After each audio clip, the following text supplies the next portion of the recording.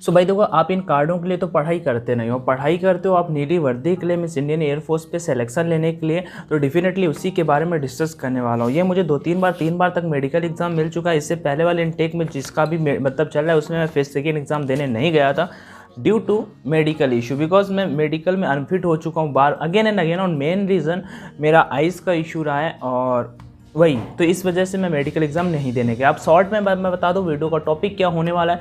मैं डिस्कस करने वाला हूं कि आपको इंडियन एयरफोर्स पे सिलेक्शन लेने के लिए कैसे कौन कौन से स्टेप्स होते हैं। बस आपका मतलब पूरे यूट्यूब पे आपको इतना बड़ा मतलब जितनी इन्फॉर्मेशन मैं दे दूंगा कहीं पे भी नहीं मिलेगी शॉर्ट में। सो स्टार्ट करते हैं। हाँ, एक बात इंपॉर्टेंट मैं बता देता हूँ, आपके लिए study material Telegram channel online education पे मिलता रहता है, तो नहीं जुड़े हुए तो डेफिनेटली आ जाओ, लिंक डिस्क्रिप्शन बॉक्स में आपको देखने को मिल जाएगा। और भाई सब फर्स्ट टाइम विजिट किया तो सब्सक्राइब कर लेना, बाकी कोई दिक्कत का सीन नहीं है, नहीं भी करोगे तो चलते हैं। चलो आगे बढ़ते हैं। मेन नंबर कहाँ से स्टार्ट हो जाता है? पहला number form filling. Form fill करते तो form fill X group Y group 2 ट्रेडें होती हैं, ठीक है, अलग अलग के ग्रुप होते हैं। उसमें आप एयरमैन पोस्ट पे बनते हो, मतलब एयरमैन जाके आपको बनते हो, और उसके लिए आपको कम से कम परसेंटेज की बात कर लेते हैं तो अभी परसेंटेज बेस एडमिट कार्ड नहीं आता, बट आपका इंग्लिश में 50 नंबर आपका होना चाहिए, बाकी ओवरऑल भी आपका 50% नंबर बन के आना चाहिए। इंग्लिश में 50 नंबर से कम है आप रिजेक्ट कर दिए जाओगे। सो फॉर्म फिल करने के बाद आप दूसरा नंबर आपका एडमिट कार्ड आता है। जैसे ही आपका एडमिट कार्ड आ जाता है, एडमिट कार्ड आने के बाद आपका तो एडमिट कार्ड जैसे ही आएगा तो आपका 10 से 12 दिन बाद आपका एग्जाम कंडक्ट कराया जाएगा। एग्जाम कंडक्ट में आपका एयरफोर्स एक्स ग्रुप का एग्जाम होता है, वाई ग्रुप का एग्जाम होता है, एक्स वाई ग्रुप का एग्जाम होता है। एक्स ग्रुप के लिए आप अलग अप्लाई कर सकते हो, वाई ग्रुप के लिए अलग अप्लाई कर सकते हो, और एक्स वाई ग्रुप के लिए साथ में कर सकते हो, ठीक है।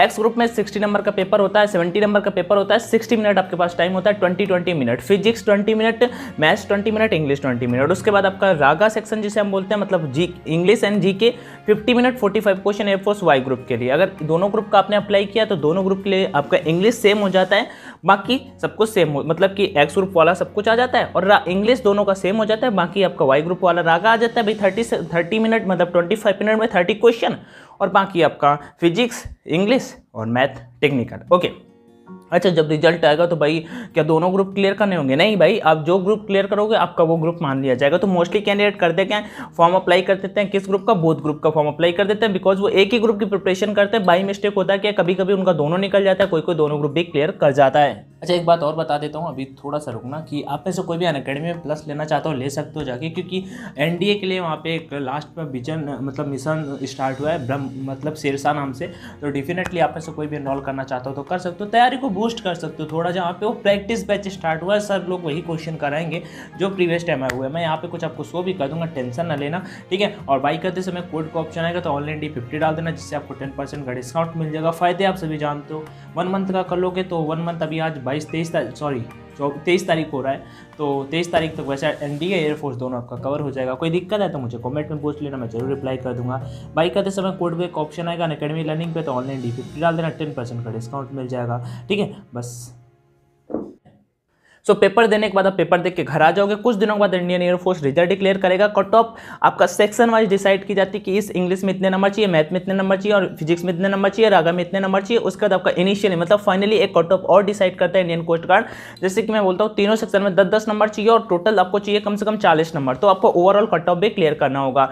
कट ऑफ क्लियर करने के बाद जिस दिन रिजल्ट आता है उसी दिन आपका फर्स्ट सेकंड एग्जाम का एडमिट कार्ड रिलीज कर दिया जाता है। एडमिट कार्ड में क्या होता है, वहाँ पर जब आप जाते हो तो आपको डॉक्यूमेंट्स ले जाने होते हैं, सब कुछ उसी दिन आपका हो जाता है। फिर सेकंड एग्जाम में सबसे पहला टास्क होता है आपका PFT टेस्ट, जिसमें आपका रनिंग कंडक्ट कराया जाता है 6 मिनट 30 सेकंड, मतलब 6.5 मिनट में। भाई कितना रनिंग होता है? 1600 मीटर। वैसे मैं बता दूं लास्ट रैली भर्ती और उससे पहले वाला जो हुआ 2 इनटेक, उसमें आपका रैली मतलब रनिंग नहीं हुआ, बट वो ड्यू टू कोविड था।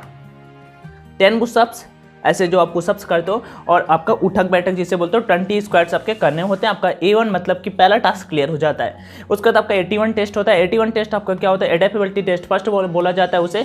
30 मिनट में 45 क्वेश्चन लॉजिकल क्वेश्चन हो जाते हैं। यदि आप रास्ते पे जा रहे थे, अचानक सांप आ जाता है तो आप क्या करोगे? एक सिचुएशन आपको दी जाती है, इजीली सभी कैंडिडेट क्लियर कर जाते हैं, वो भी उतना टेंशन वाला नहीं होता। इसके साथ ही लास्ट टाइम इस वाले बैच से पहले इंडियन एयरफोर्स ने एक टेस्ट और कंडक्ट कराया था, जिसे बोलते हैं DFT test, dynamic factor test, जो लास्ट वाले इनटेक में नहीं कराया गया। उसमें होता क्या है, 50 मिनट में 20 क्वेश्चन इंग्लिश की बेसिक इंग्लिश आ जाती है, जैसे noun pronoun verb adverb adjective preposition conjunction से आपको क्वेश्चन देखने को मिल जाते हैं।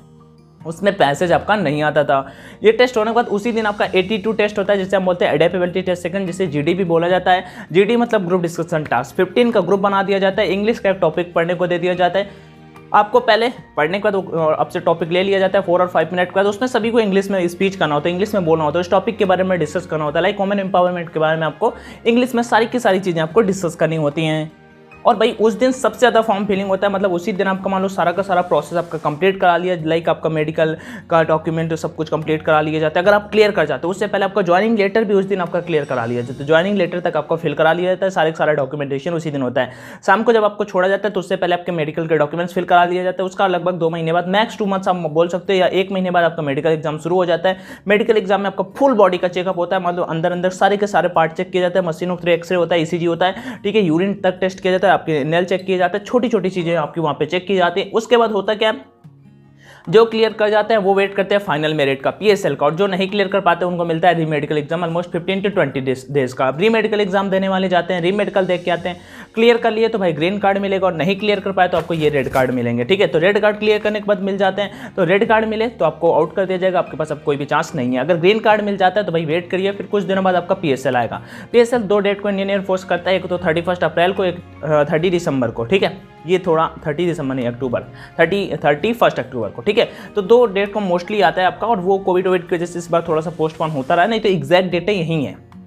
आगे बढ़ते हैं, जैसे ही आएगा पीएसएल तो मान लो जो इनिशियल कट ऑफ गया था, मैं बोलता हूँ एग्जाम्पल के लिए, जैसे 29 number last time x group का गया, तो उसमें से फाइनल जो कट ऑफ गया 34 नंबर चला गया, 5 नंबर बढ़ के, मतलब कि कट ऑफ इनिशियल से थोड़ा थोड़ा बढ़ के वहाँ पे चला जाता है, 3-3, 4-4, कभी कभी 2-3 नंबर बढ़ के कट ऑफ वहाँ पे बढ़ जाता है। फिर पीएसएल आएगा, पीएसएल के बाद फिर फाइनल, पीएसएल में लगभग मैं बोलता हूँ 4500 कैंडिडेट को ले लिया जाता है। पीएसएल के बाद फिर आपका एनरोलमेंट आता है, एनरोलमेंट में और कैंडिडेट को छांट दिया जाता है, मतलब कि जो पीछे वाले कैंडिडेट होते हैं उनको वहां से बाहर कर दिया जाता है। उसी में जैसे जिस दिन आपका पीएसएल आता है धीरे धीरे आपके ज्वाइनिंग लेटर आने शुरू हो जाते हैं। स्टैंड बाई और मेन, स्टैंड बाई मतलब कि आपका भाई वेट करो, जिस दिन रिपोर्टिंग होगा कैंडिडेट का, अभी मैनेज करना मैं बता देता हूँ यार, लाइट चली गई और मैनेज कर लेना, ठीक है। तो जिस दिन कैंडिडेट का रिपोर्टिंग होता है उस दिन करना क्या होता है, वहाँ पे नंबर ऑफ कैंडिडेट मतलब कि जो अब्सेंट होते हैं उनमें स्टैंड बाई वालों को वहाँ पे बुला लिया जाता है। तो शॉर्ट में ये सिलेक्शन प्रोसीजर होता है। उसके बाद बस आपका ज्वाइनिंग लेटर आ गया, ज्वाइनिंग लेटर के बाद कैंडिडेट को बस सीधा आपको ट्रेन।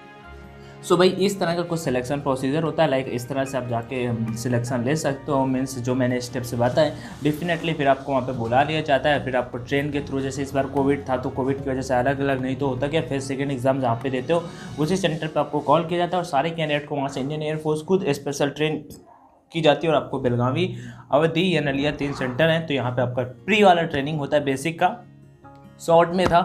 अगर नहीं पता था आपको तो यहाँ से काफ़ी इन्फॉर्मेशन मिल गई होगी। वीडियो पसंद आया हो तो शेयर करना, ना आया हो तो कोई दिक्कत का सीन नहीं है। टेक केयर ब्रदर, जय Hind and all the best and thank you. हाँ, वन मोर इंपॉर्टेंट थिंग, चलो ठीक है, थैंक यू, डू शेयर, कोई नहीं।